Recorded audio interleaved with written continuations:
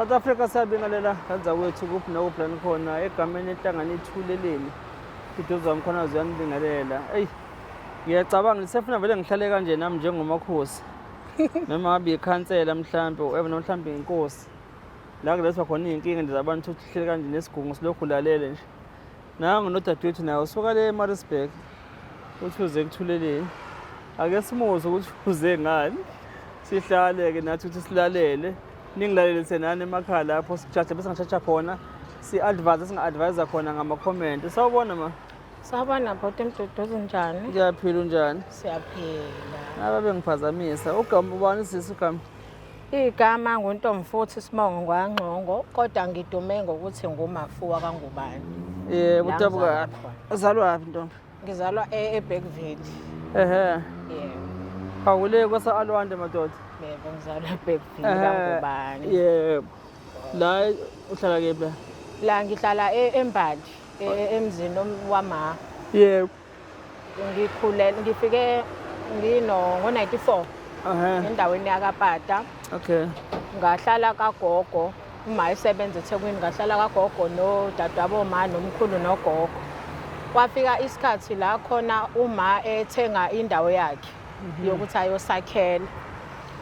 Maya ethenga indawo yakhe ayithenga komunye usisi ekuthiwa uSibongile waKaNdlovu.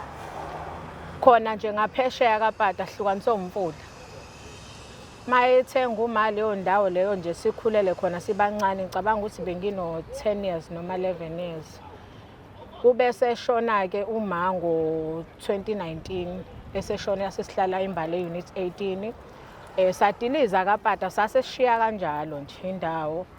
Uthe seshona uma kwakhona imadlana engiba nayo ngoba futhi nami ngumuntu oyisebenza webusiness. Kwakhona imali angishiyela yona engiba nayo.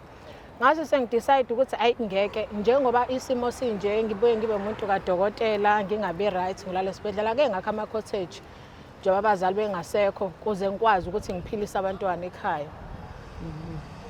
Ngithe mangwakha lama cottage ngoba istory sami nje siqale kaPata kagogo siwele umuzi kwathiwa kuhamba umgaqo kwadabulwa indawo kufika i-development yemxhaso sathenjiswa ukuthi sizokwakhela sangakhela.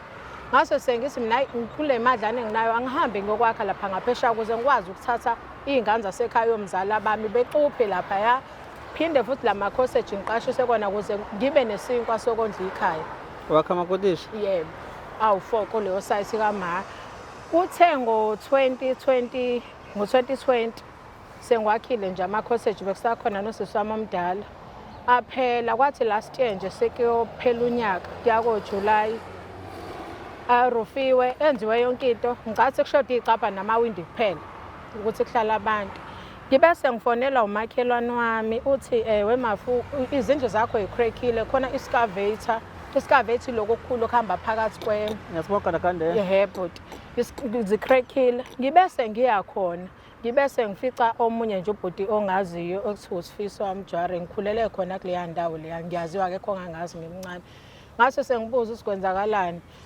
Wathi hayi kade sikufuna la kufakwa amapayipi olokhunjani ukuthi kuzofakwa ama-sewer pipe eduze kwendlu yami indlu isicrackile. Number 1 angimelene nento usuke emphakathini kodwa nje ukutshela ukuthi khona into ezokwenziwa. Ngithe ngisuka bhuti Mduduzi ngaya ekhanseleni ngiyoreporta lolu daba ukuthi nginenkinga kanje babukhansela ngicela usizo. Bengingazi ukuthi mina kuzofakwa amapayipi endlini yami angitshelwanga lutho. Kube sethi babukhansela hayi kube wrong ukuthi ke bangakutsheli. Mina bengitshela ukuthi uyazi. Ngibese ngililandelela lolu daba bhuti Mduduzi mangililandelela kuba ngathi ikhansela leyangisiza. Kube ngisengihamba kwafika umnikazi wenkontraki nobhuti lo ophethe endaweni oyinduna obhekelela umphakathi bafika ekhaya 18. Wathi uzongitshela ukuthi noma ngakuthiwa ngizamani angeke ngize ngithole lutho ngalo yamuzi umhlaba kaMasipala. Makuthi ngikhalela ukuthi crack ama blocks awu20 ngizothola lo 20 wama blocks. Mase ngithi mina ngiyazi ukuthi umhlaba ukaMasipala vele indawo zalapha kuthina azinazi izinamba umhlaba ongenayo inamba nje. Mase ngithi kodwa phela kumele kube khona engikuthola ngoba phela amandla ami bese ngakhile la and angisebenzi. Kuke kwaba nalomdonsiswane nje bhuti Mdu wadonsiswana ngaze ngaya ku speaker ngaya ku-Human Settlement angangalithola usizo. Kunalokho bangibuza ukuthi ka-Human Settlement ikhona yini incwadi oyitholile eshoyo ukuthi uyasuka, ngoba khona iy'ncwadi ey'phumile ukuthi bonke labantu abasukayo kumele baziswe. Ngachaza mina ukuthi ayikho incwadi engiyitholile, kanti lo oyisekela lekhansela wayeshilo ukuthi ama-funds ethu asekhona ama-funds ethu ukuthi sonke sinaba-5 esizosuka asekhona ukuthi sikwazi ukuthi sinikezwe iy'mfanelo zethu. Kodwa mina akukho engikutholile. Okwenzakalile nje bhuti Mdu, njengoba ngikhuluma nani la, ngiyasaba nje, impilo yami isengcupheni, ngihlaselwa abantu bezongisabisa ngokungibulala. Ngenxa yamakotishi njalo? Ngenxa yamakotishi ukuthi kuthiwa mina ngifuni nendawo, bangisabisa ngokungibulala, nginanama-record bezisho ukuthi bayiy'nkabi. Ngabona ukuthi le nto into ehlanganisiwe, ngavula icala lokusatshiswa emaphoyiseni bhuti. Ngithe uma ngilivula icala, lathi ikhansela bengingasho ngani ngoba labo bantu bafikile kulona bathi bona babanikazi bendawo. Ngathi mina njengoba ngineminyaka ewu-35 years labantu abasabanikazi bendawo baboshana nathi hayi asiyeke leyo mafu shuthi banamanga laba igebengu. Ngabona ukuthi naleli khansela liyalazi iqiniso lalento. Kube bhuti Mdu angisahlala ekhaya, impilo yami inzima, ngiqashile, ngiyabaleka ney'ngane ngoba labantu laba bayangilandela. Ngilandelelana ekutheni mina ngisuke ngathi mina ngifuna ukukhokhelwa ngendaba yokuthi ngidilizelwe izindlu. Ngaya emaphoyiseni ngalivula icala. Ngithe uma ngilivula icala lokusatshiswa lavele kuthi emva kokuba kade sengifice lona ikhansela lingifice emaphoyiseni ngizobheka i-case number. Lavele lacishwa icala emaphoyiseni. Lacishwa icala kwathiwa icala lami alisekho, abutholakala ufakazi. Omakhelwane ngomhla kuzoba mhla 16 June baqale babamba isekela lekhansela bediliza ngezando ikoteji lami. Bathi bayasaba ukuphumela obala ngoba nabo leya ndawo kaPati indawo engerathi bayabulawa abantu, bathi bayasaba ukuphumela obala kodwa babambile. Kuthe ngo-16 June bhuti Mdu izindlu zami zasuswa zonke nge-TLB.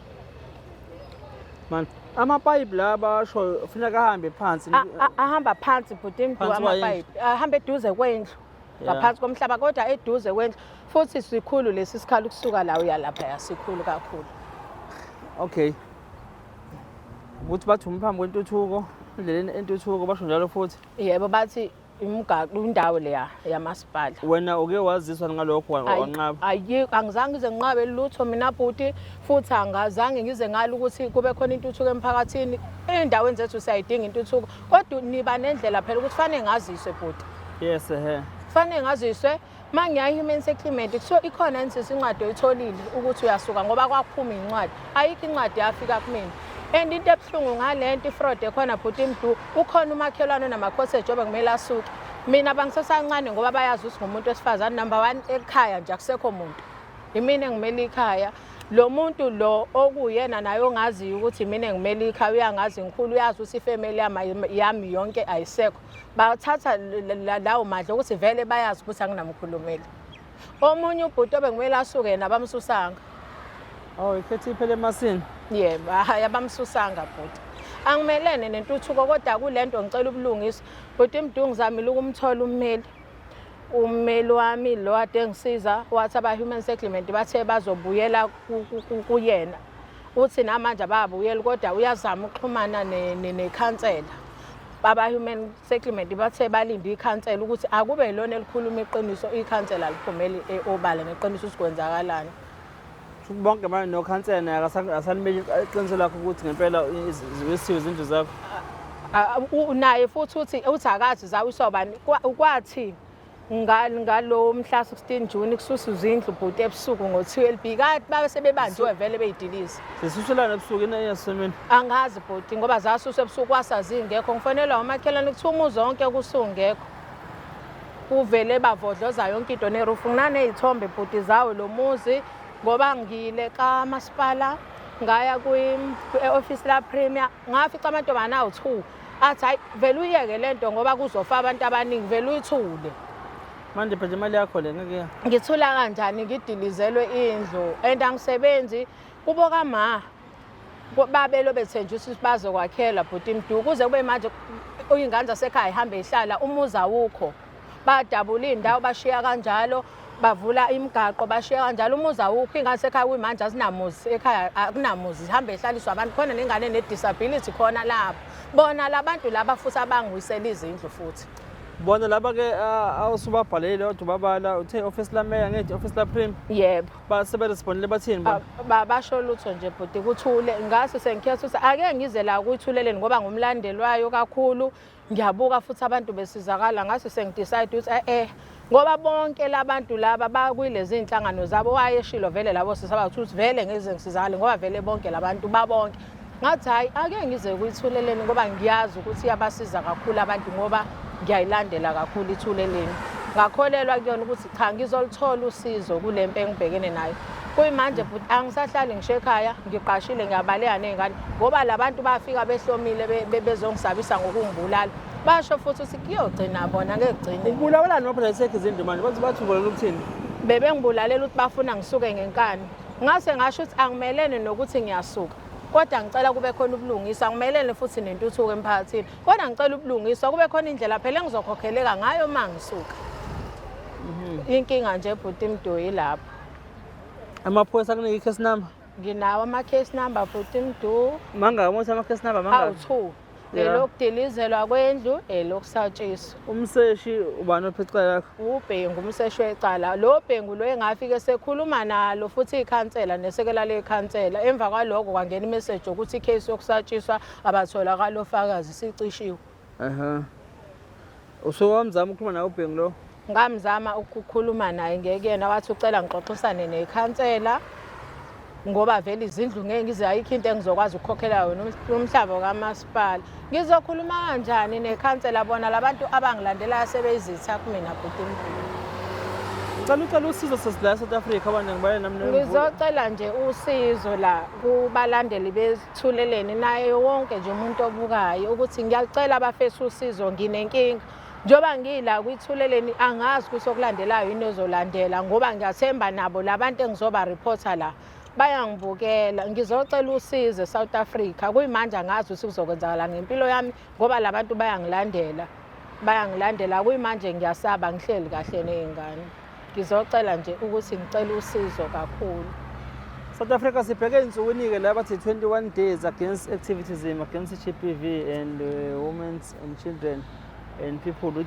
living with disabilities namadoda ngokunjalo ngoba phela nasibalwa nami-ke ngiyasifaka lapha nathi siyahlunyezwa amadoda nangokumuntu esimame ekhala ngokuhlukumezeka akutholayo endaweni yaseMaritzburg laphana-ke ngaphansi komkhandlu umsunduzi wegemegeme niyawazi nihlale nje phela emaphepheni nasey'ndabeni umsunduzi nango selibikele kusiza udaba lwakhe nani ekhaya senizwile yiphi mhlawumbe i-advice eningampha wona usisi nosiza engakwazi ukuthi alithole kule nkinga abhekene nayo ngoba phela njengoba esho kumanje ukuthi usehamba ephephela impilo yakhe usehamba ngokucasha kodwa lo muntu uyisakhamuzi eSouth Africa uyisakhamuzi sawo umasipala lowo ubekhe akazange anqabe ngokusho kwakhe ukuthi-ke intuthuko ingahamba but abazange beze kuyena they opted ukuthi nibawise izindlu zakhe nawe uthe babenyoza nasebusuku babenyoba nezandla ebusuku yebo bhuti Mdoi babanje impela omakhelwane kanti kamakhelwane kunomcimbi bediliza izindlu ngezandla kuthe ngomhla 16 June yilaba ingenela khona ngo-TLB kwasumuzi wonke ungekho neroof yonke into kungekho kwakukhona ngisho ama-blocks phakathi mhlawumbe ngangaphinde ngakhe ngawo 3 room noma 4 room konke bakudestroy cabanga nje hlele ekhaya nomndeni wakho wena ney'ngane zakho awucabanga wakho umuzi kuthiwa uwena kwesisimene sikasisi ukuthi ngabe wenze njani wena wawukhona lapho kuyisa umuzi yena nivumelana ukuthi lo muzi awuwiswe but umuntu wesifazane ningakwazi ukuthi engage phila kanjani nje yabo but njengoba ngisho nokuthi umasipala wegemegeme lo yabo owakhele but kuyasithemba siswami ukuthi-ke mhlawumbe kungenzeka baqhamuke abangavela bathi no lolu daba lakho bazolisukumela bakwazi ukulekelela ngoba ngicabanga ukuthi mina ngokwami udinga aluthola ummeli la ukhona bhuti Mduduzi ummeli ebenginayo wakhona eMaritzburg udla ama-Friday nabo manje angazi ummeli wami uchazile nkosi yami ukuthi-ke abaka lokho nje abakamphenduli i-human settlement umfonelile wathi ikhansela alifuni nofakazi obugcwele bhuti Mdoi abadla ama-Friday ndawonye lapho Nhlonishwa ngeke ngazi nkosi yami ngeke ngazi phela nje ama-Friday namagwinya ngale kodwa nje mhlonishwa lento iyangihlukumeza bathi ngangingekho ema-meetingini Mhlonishwa ngibanga khona ema-meeting nakapata ngangazi nokuthi nginama-meeting ngumuntu kadokotela yabo uma ngangijeka la ngenzwa ama-operation imino yenyawo anginawo ngihamba udokotela isimo sami asikho right ngumuntu kadokotela Angithi khona ngalokho engisho Oh, nje ukuthi umeli phathi ke Eish.